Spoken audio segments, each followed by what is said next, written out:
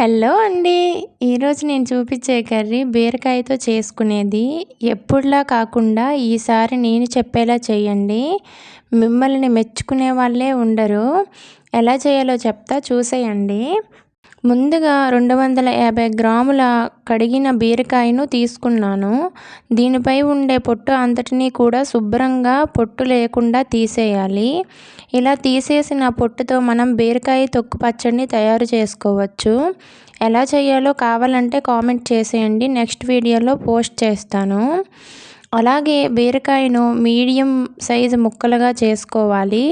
ఇలా అన్నిటినీ చేసుకొని పక్కన పెట్టుకోవాలి. ఇప్పుడు స్టవ్ ఆన్ చేసి కడాయి పెట్టి 3 నుంచి 4 స్పూన్ల నూనెను వేసుకొని 1 స్పూన్ జీలకర్ర, 1 స్పూన్ శనగపప్పు, 1 స్పూన్ ఆవాలు, 1 స్పూన్ మినప్పప్పు వేసుకొని 2 నిమిషాల పాటు కలుపుకొని అందులోనే ముక్కలుగా చేసిన పచ్చిమిరపకాయలను ముక్కలను వేసి వేయించుకున్నాక ముక్కలుగా చేసుకున్న 1 కప్పు ఉల్లిపాయ ముక్కలను వేసి కొంచెం వేగించి 8 నుంచి 10 పొట్టు తీసేసిన వెల్లుల్లి రెమ్మలు వేసుకొని వీడియోలో చూపిస్తున్నట్లు కొంచెం కలర్ మారేలా వేయించుకోవాలి. అలాగే కర్రీలోకి వెల్లుల్లి మంచి టేస్ట్ను ఇస్తుంది. ఇందులోకి ముందుగా ముక్కలు చేసిన బీరకాయ ముక్కలను వేసి కలిపి కొద్దిగా కరివేపాకును వేసి కలుపుకుంటూ మూత పెట్టి 50% వేగేలా వేగించుకోవాలి. ఇలా వేగించుకోవడంలో టేస్ట్ ఉంటుంది.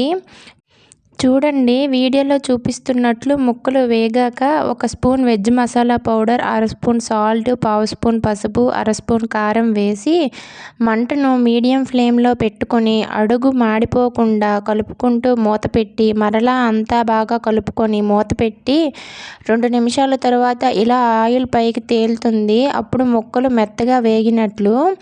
అంతా కలిసేలా కలిపి 1 కప్పు పాలు పోసుకోవాలి.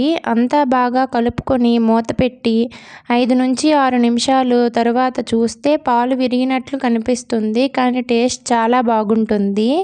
ఓసారి కలుపుకొని ఇలా మీడియం గ్రేవీతో ఉన్నప్పుడు స్టవ్ ఆఫ్ చేసుకోవడమే. అంతే, ఎంతో రుచికరంగా ఉండే బీరకాయ కర్రీ రెడీ.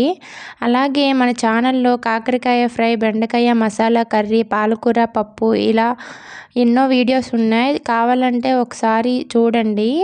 అలాగే వీడియో నచ్చినట్లయితే ఒక లైక్ చేసి ఇలాంటి మరెన్నో వీడియోస్ చూడడం కోసం మన ఛానల్ని సబ్స్క్రైబ్ చేసుకోవచ్చు కదా.